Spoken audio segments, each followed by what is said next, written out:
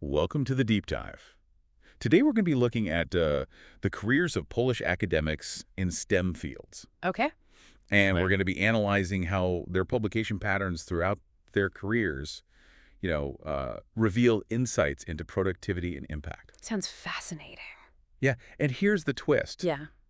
We're not just looking at how MUCH they published, Right. but also the prestige of the journals they were published in. Interesting. So by considering the quality alongside the quantity, we get a much richer understanding of their research journey. I see. So it's not just about how much you put out there, but where you put it out. Makes sense. Yeah, so think of it this way.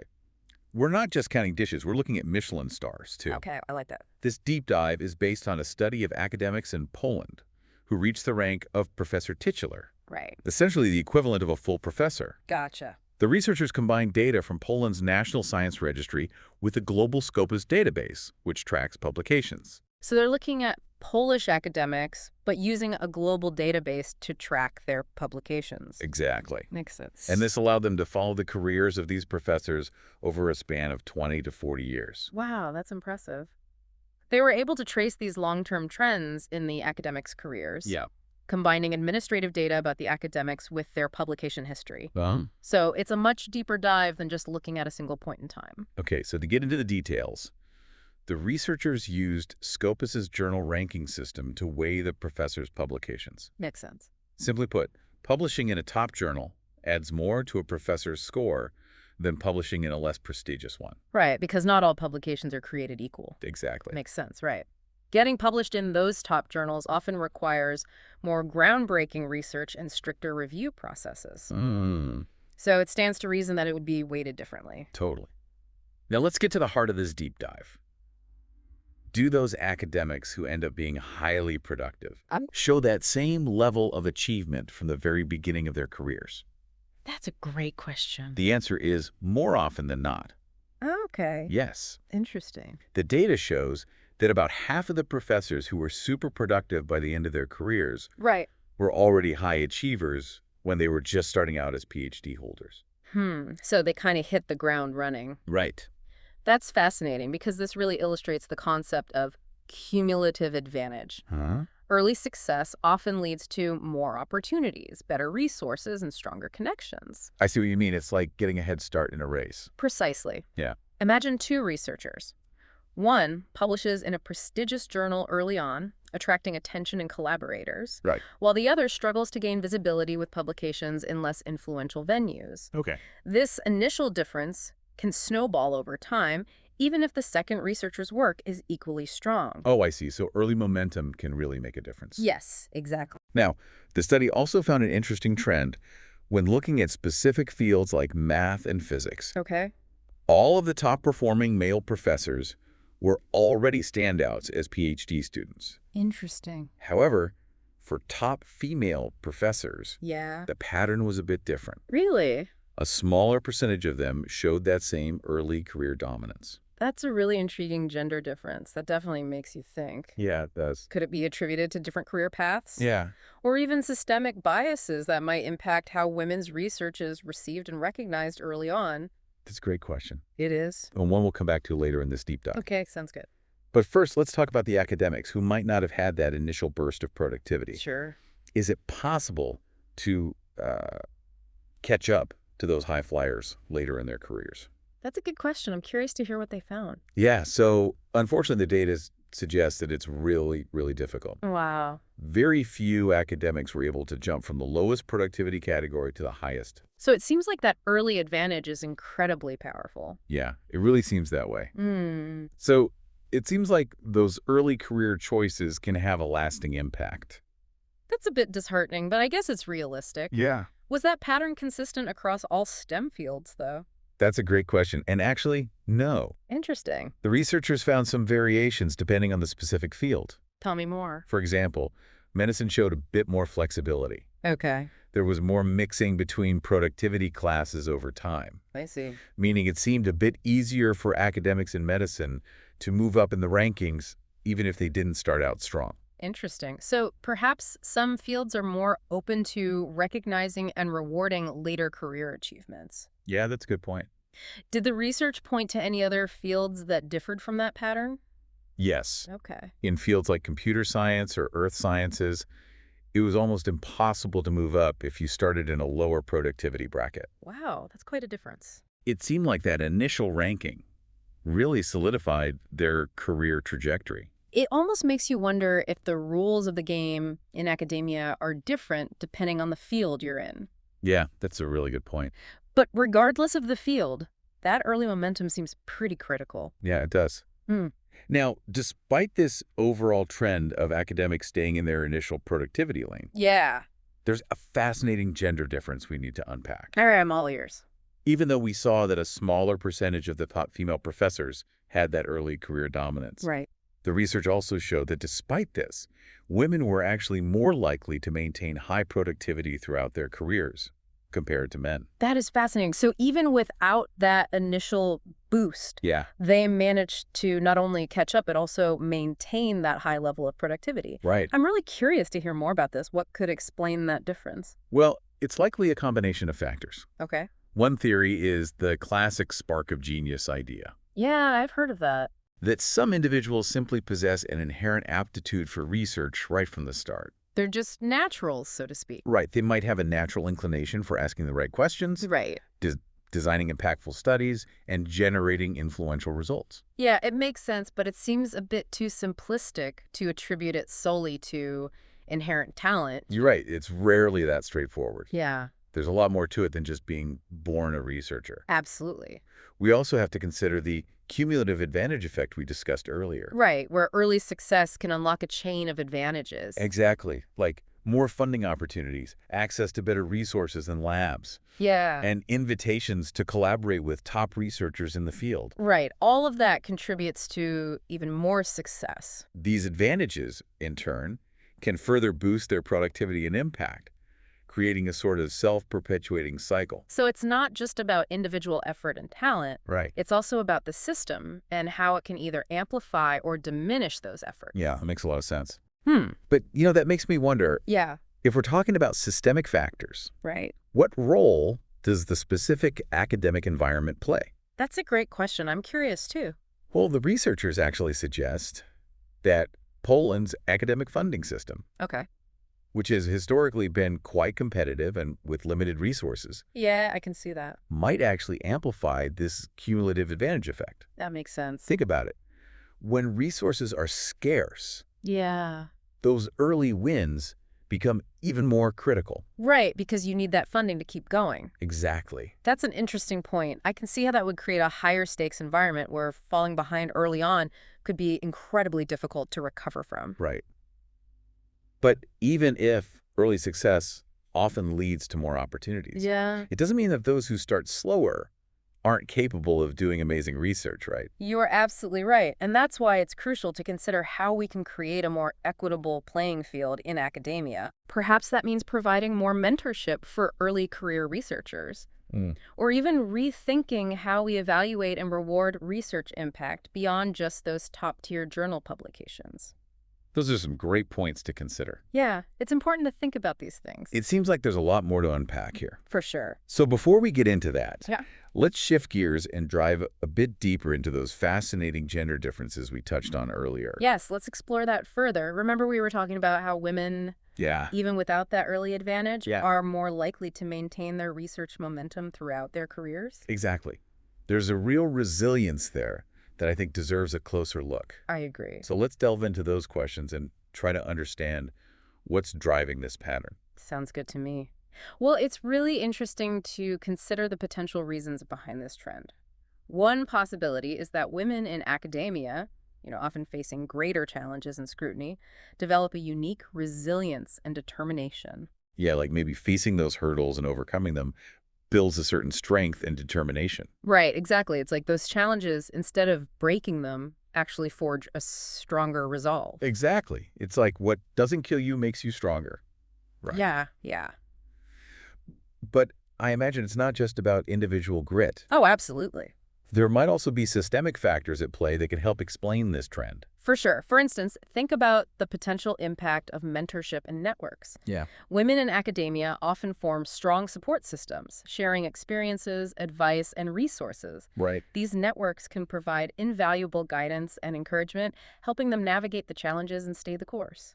That makes a lot of sense. Having a strong network of mentors and peers could make a world of difference, especially when facing those inevitable career obstacles. Yeah. It's like having a team of cheerleaders in your corner, reminding you of your goals and helping you stay focused. Precisely.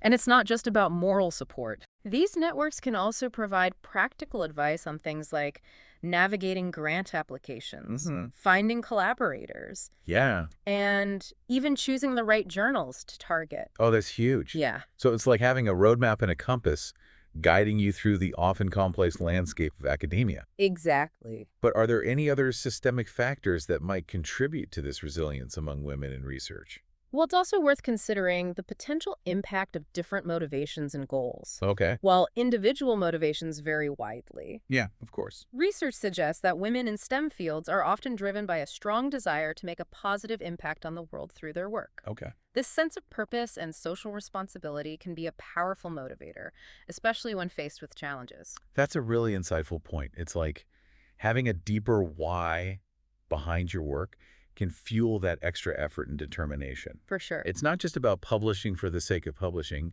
It's about contributing something meaningful to the world. Exactly. And this drive to make a difference can be a powerful antidote to those inevitable setbacks and frustrations that come with any research career. Yeah, definitely. So it seems like this remarkable resilience we see among women in academia is a result of a complex interplay of individual tenacity and systemic factors, from supportive networks to a strong sense of purpose. I think that's a great summary. It highlights the need to look beyond individual characteristics and consider the broader context in which research careers unfold.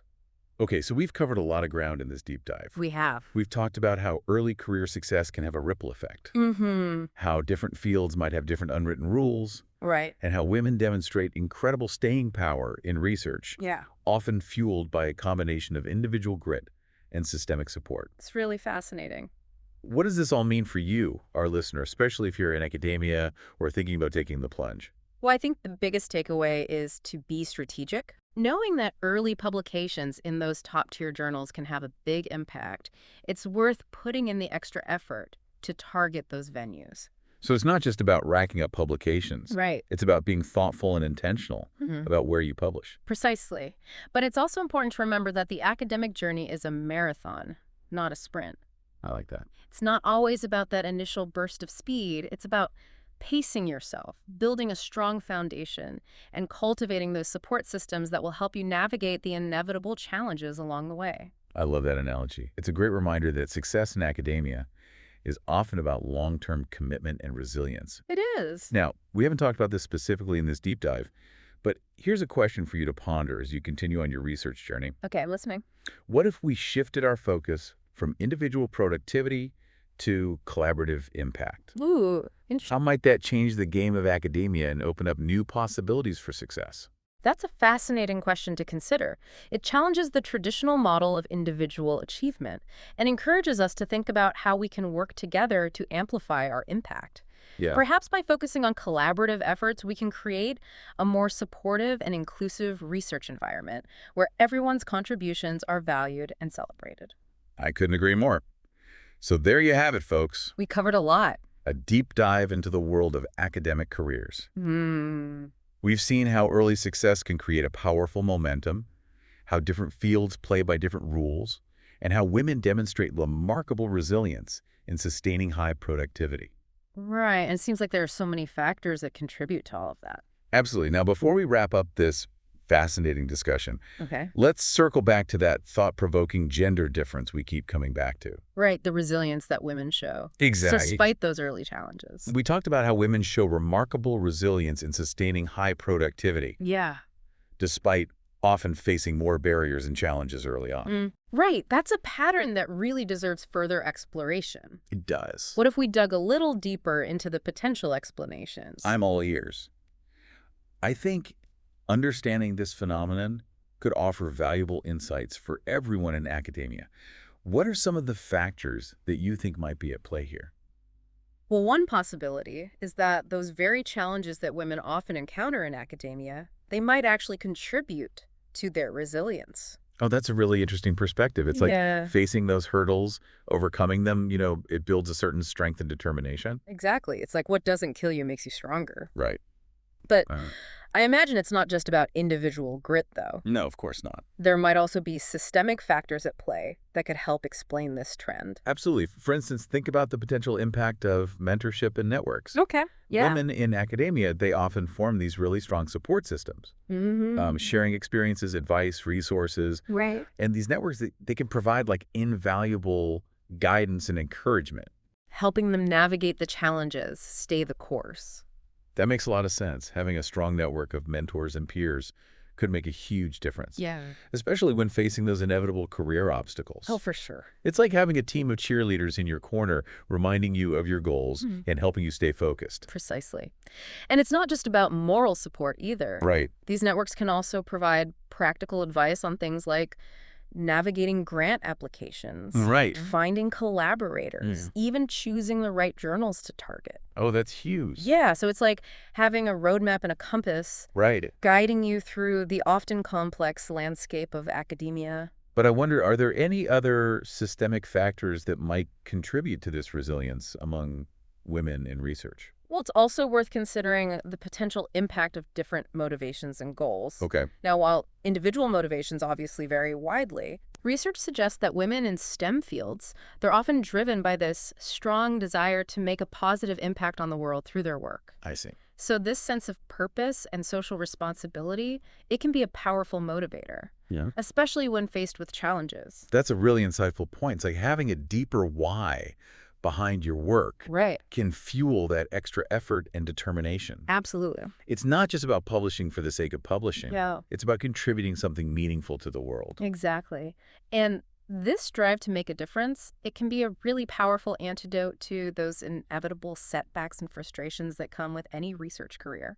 So it seems like this remarkable resilience we see among women in academia, it's a result of a complex interplay of individual tenacity and those systemic factors, from supportive networks to a strong sense of purpose. I think that's a great summary. It really highlights the need to look beyond just those individual characteristics and consider the broader context in which research careers unfold. Okay, so we've covered a lot of ground in this deep dive. We have. We talked about how early career success can have a ripple effect. Different fields might have different unwritten rules. Right. And how women demonstrate that incredible staying power in research. Yeah, they really do. Often fueled by a combination of individual grit and systemic support. Absolutely. What does this all mean for you, our listener, especially if you're in academia or thinking about taking the plunge? Well, I think the biggest takeaway is to be strategic. Okay. Knowing that early publications in those top-tier journals can have a big impact. Yeah. It's worth putting in the extra effort to target those venues. So it's not just about racking up publications. Right, It's right. about being thoughtful and intentional about where you publish. Precisely. But it's also important to remember that the academic journey is a marathon, not a sprint. Oh, I like that. It's not always about that initial burst of speed. It's about pacing yourself, building a strong foundation, cultivating those support systems that will help you navigate the inevitable challenges along the way. That's great advice. Thank you. Well, that brings us to the end of this deep dive into the world of academic careers. We've seen how early success can create a powerful momentum, how different fields play different rules, and how women demonstrate remarkable resilience in sustaining high productivity. Absolutely. And it's been fascinating to explore all these different factors that contribute to those patterns. Yeah, really insightful stuff. So to our listeners, thanks for joining us on this deep dive. Yes. Thank you for listening. And until next time, happy researching.